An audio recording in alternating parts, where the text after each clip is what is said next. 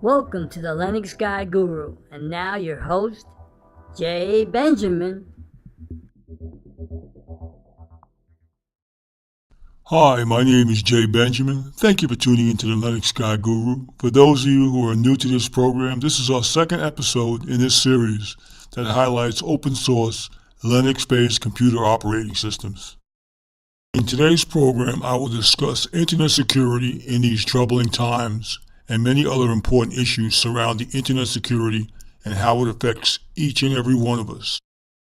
I like to begin this broadcast by citing an article from July of 2016 in the New York Daily News written by Stephen Rex Brown. The article is entitled Microsoft on Privacy. The National Security Agency's request for information on its customers that the NSA called its digital spying program a team sport, according to a new report.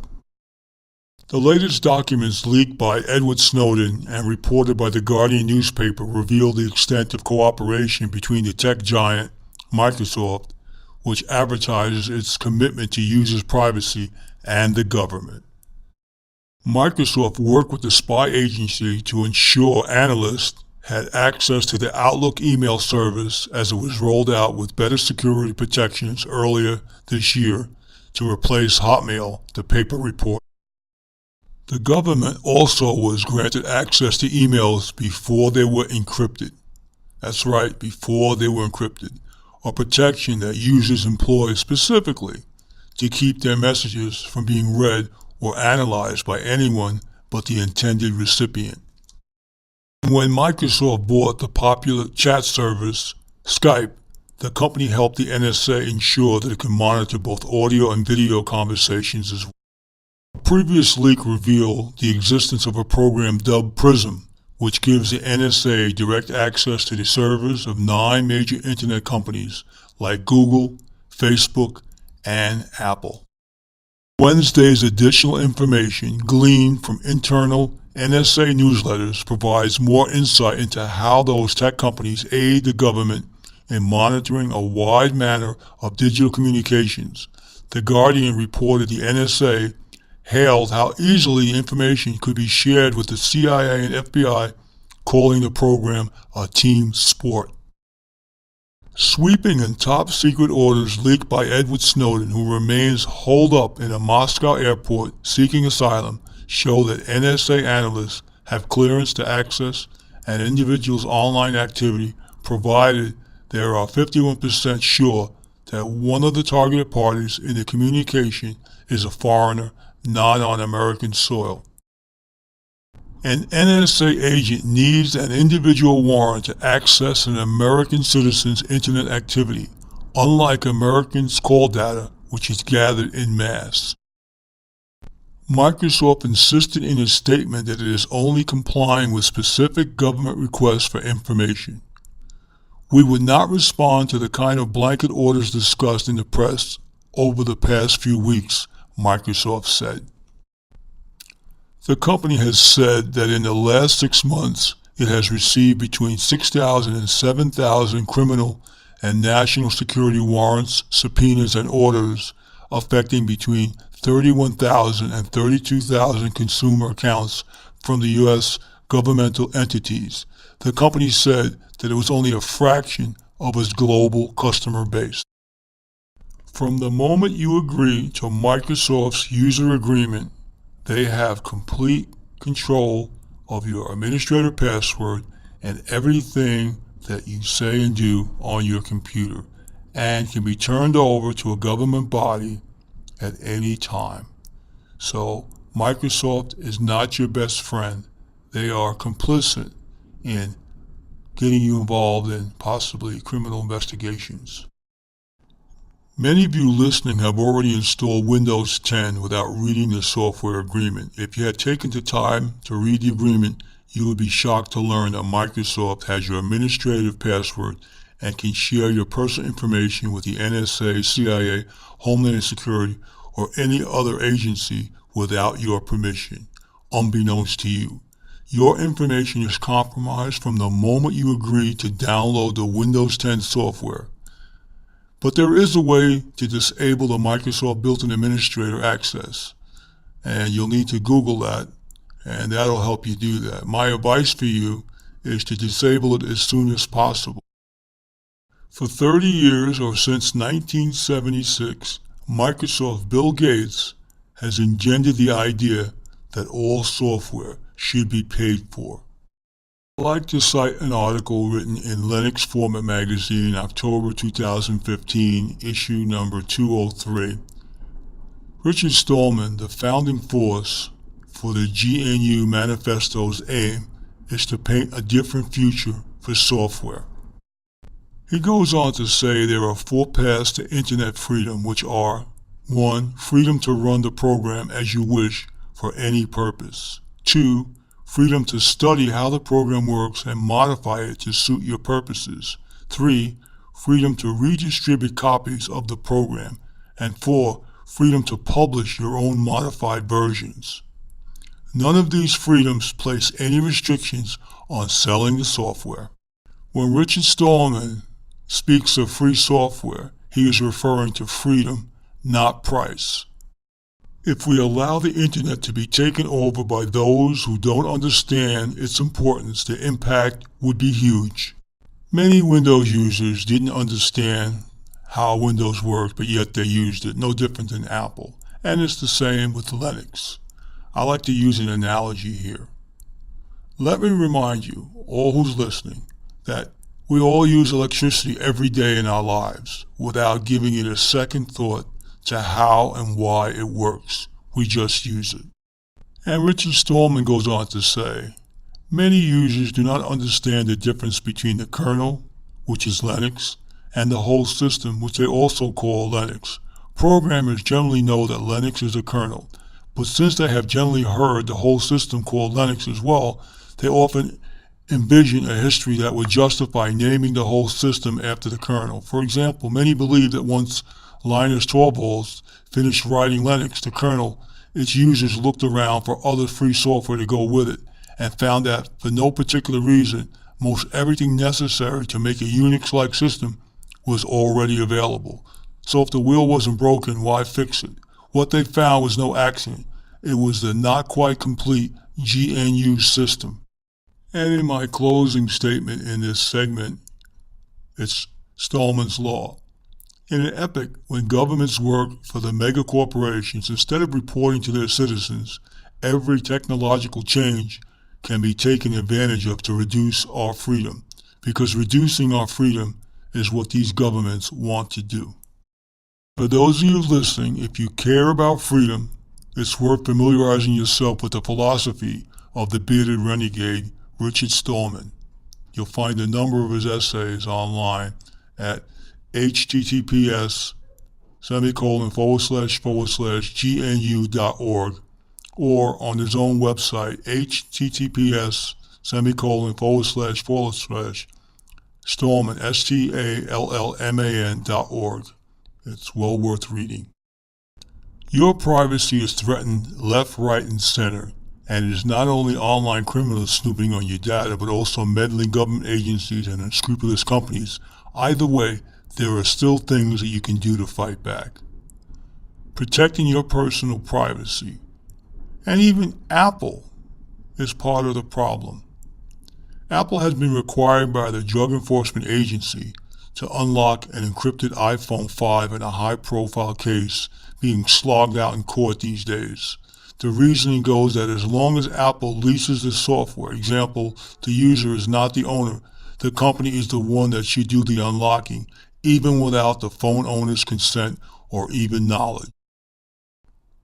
Although Apple's resisted the orders this time around, it has had few qualms in unlocking user devices in the past.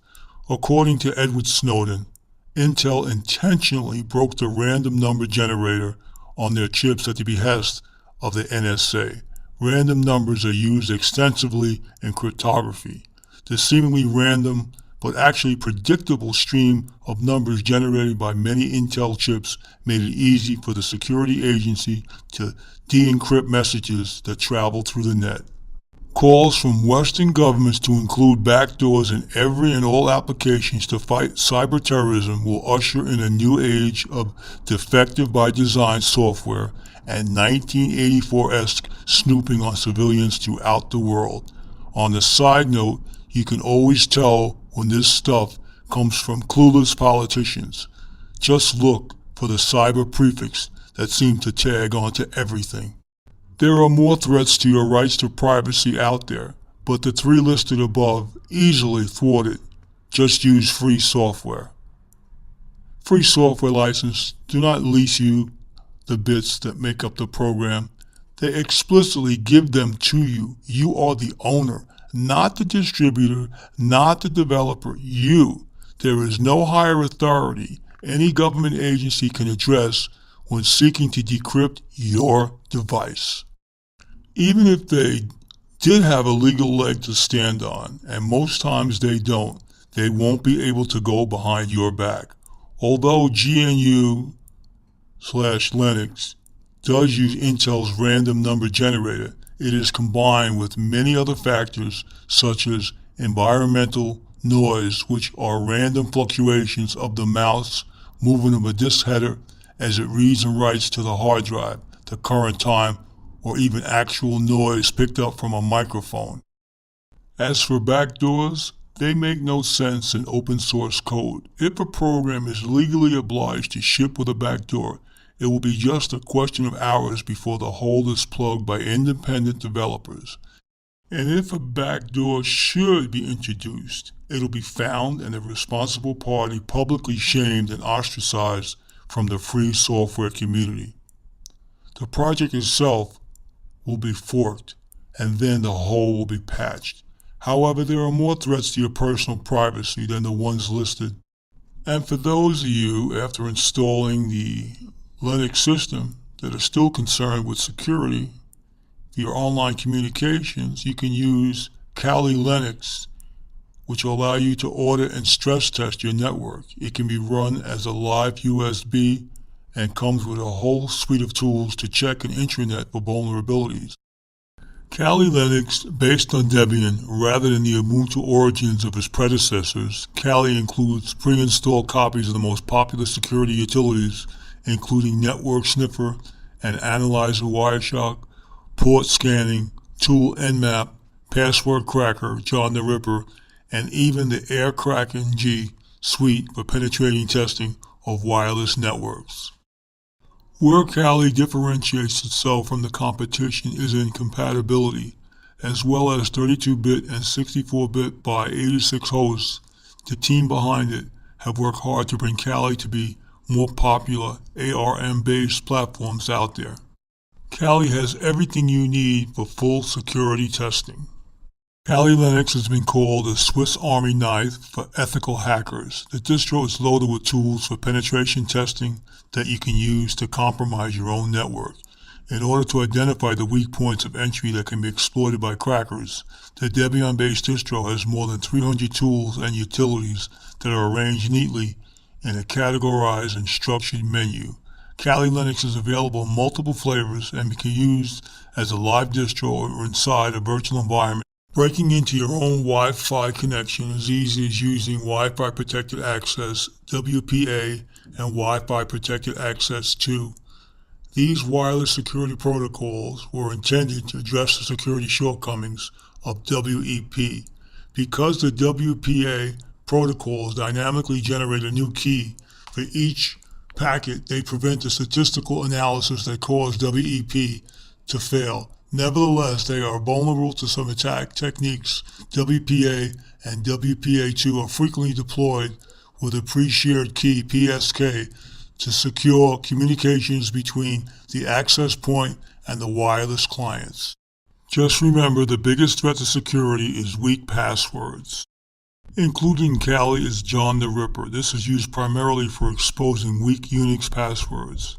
Like Hydra, John the Ripper is a command line tool, but also has a graphical interface called Johnny, which does a nice job of exposing his various command line options.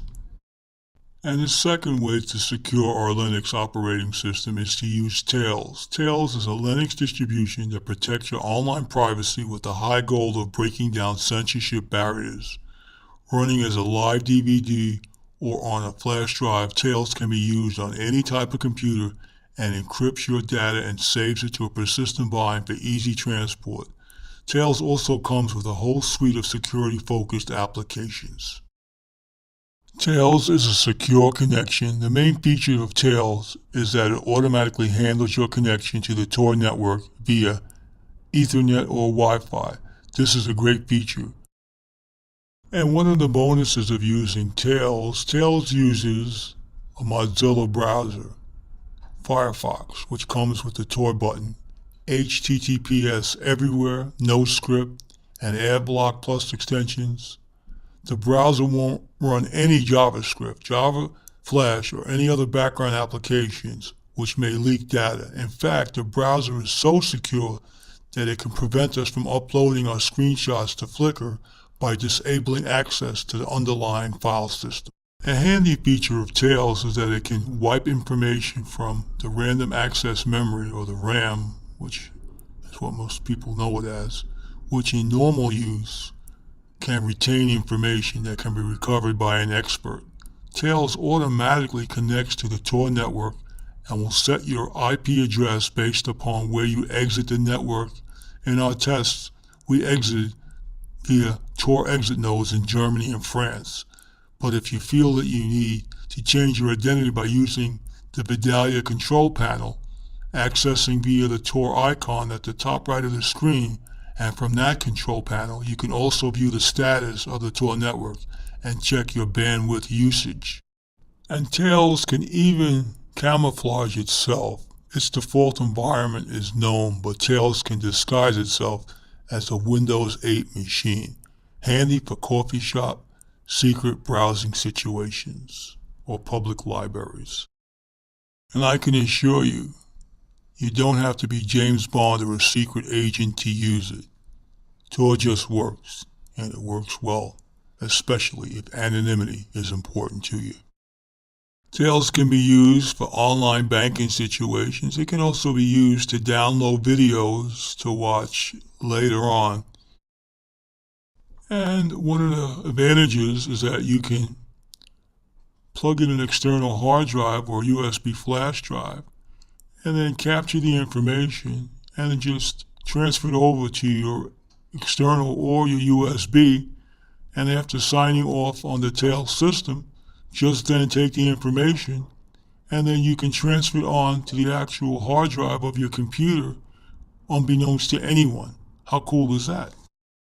Tails offers a very simple entry to keeping anonymous online. It comes with a fairly comprehensive suite of applications for many day-to-day tasks. Tails is a good choice for its intended purpose, to help information be free. And if protecting your online identity is something that you need to consider, then Tails is something you should have, preferably for anyone who has a job such as a journalist or activist, or just a need to be anonymous. For those of you who are traveling, you gotta have Tails. You can't leave home without it. Tails is very, very important when it comes to traveling. A lot of people have their information stolen in airports, and this is a way to safeguard your information. Tails is the way to go. And for some, anonymity can be a matter of life or death. And I personally strongly recommend using Tails. I've been using it for a number of years now, and I won't leave home without it. It's like an American Express card for me. It gives me peace of mind and internet security wherever I go. And to get Tails, just go to their website at tails.boum.org. That's tails.boum.org, and you'll be able to get the latest version of Tails, and you'll be safe. I'd like to shift gears here if I may. The World Wide Web is the greatest system for sharing information ever created. But how do you stop it from sharing too much information? Criminals, web companies, and governments all have a reason to spy on your online life. In 2011, the most dangerous year to be an online citizen, particularly if you happen not to agree with everything your government said. 199 people around the world were arrested and detained because of content posted online. Many are still languishing in jail. The offending information ranged from exposes of environmental damage to religious instruction and criticism of unelected autocrats. In addition, there has been a recent increase in the use of netizens' information by web companies. Privacy policies have been extended, and Twitter now sells the rights to users' data. Some of the self-protection methods that we thought were sacred are not. What I will now share with you will have an impact on how you use your computer. Whether you are concerned about the amount of information that's being shared about you, or information gathered by web companies, or just how to stop them, follow along and I'll provide possible solutions to many problems that you will be facing. One of the best ways to find out how much information is being revealed to the world is using Wireshark. This tool captures all information passing through your network interfaces and allows you to search and filter for particular patterns. Wireshark takes information from your network interface, so any information displayed in it is visible to other potentially malicious people on the network. Wireshark should be available to your package manager or from wireshark.org. Once installed, you can start it by going to the terminal and typing in sudo wireshark. You will get a message telling you that you have started it with super user privileges. And though this isn't the best way of using it, if you plan on only using it a couple of times, I recommend that if you're going to use it more than that, to create a standard user account and then starting the program and using the super user password to open the program. Then you can click on your network device in the interface list. For example, for Ethernet, ETHO for the wired network, or if you're using a wireless, which I don't recommend, WLANO to start a capture. As soon as you start using the network, the top part of the screen will fill in variously with colored packages. The tool has a filter to help you make sense of some of this multicolored mess. For example, you can keep a prying eye on google.com searches using http://full_URI space contains contains quotation marks google.com question mark q quotation marks. If you now do a search, it will appear in the list and the search term will be found in the column. A similar term can be used, or any of the popular search engines can be used now to search using this method. Another pretty good trick is to find out how many computers are sharing your information between you and the server. You can do that by using traceroute to map the path packets and see what paths they take. Traceroute is TRACEROUTE. That's TRACEROUTE. And you can do that for your google.com. Make a note that if your computer is behind a firewall, you might find that this might not work. In that case, just use traceroute.org. That's TRACEROUTE.org. Always use a secure network connection. Example, insecure would be HTTP or secure would be HTTPS. It is advisable to set up your Firefox browser to use HTTPS everywhere whenever it's available. In our next program, we will go over all the benefits of using the Firefox browser. The simplest way of ensuring that you remain anonymous online is to use the internet only through the official Tor browser bundle and not any other application. Use webmail rather than email, and beware of documents that contain web links unless you receive them from a trusted source such as PDF or document files. When using open source, only use hardware for the operating system so as you don't install third-party drivers or applications. When in doubt, do without. Trust, but verify. Wow, where does the time go? We are nearing the end of today's program. I've decided to commit to 1 to 2 shows a month. The programs will be 30 minutes in length, and the programs will be pre-recorded. If we're able to acquire a following, and I'll need your help to do that, then I may consider doing a live show with guests and callers who can ask questions. So if you like this program, please tell others about the show. In our first program, I featured Ubuntu 16.04 Linux operating system. I recommend that's the best place to start for beginners, would be to go to ubuntu.com, ubuntu.com. You can get the operating system for free at ubuntu.com/desktop/get-ubuntu/download. Make sure you know if your system is a 32-bit or a 64-bit machine. If your system is over 5 years old, there's a good chance that you'll need a 32-bit operating system to use it. If you don't want to download the ISO image and then burn it to a DVD, you can go to osdisc.com, and for about $6 you can get a DVD sent to your home using either a gift card, credit card, or debit card. I strongly recommend using google.com/Linux or ubuntu.com/support/services.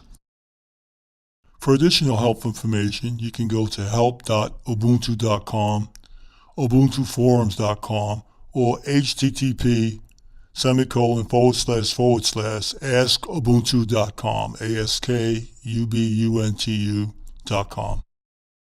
And you can also go to Barnes & Noble bookstore and pick up ubuntu-user.com or linuxpromagazine.com or linuxformatmagazine.com. And lastly, if you'd like to contact the show, you can do so simply by emailing us at linuxguyguru@gmail.com. And for additional information, we have a website you can go to. It's linuxguy.guru. On the website, you'll find videos, and should you be in the New York area, we can help you in converting a Windows or Apple computer to a Linux-based operating system with grace and ease at affordable prices. And don't miss our next episode, Top 100 Linux Tools. Take a stroll through the open source garden as we pick the best apps, tools, and utilities available to all Linux kinds. Well, I'd like to thank everyone for tuning in to the Linux Guy Guru. This is your host, Jay Benjamin, logging out.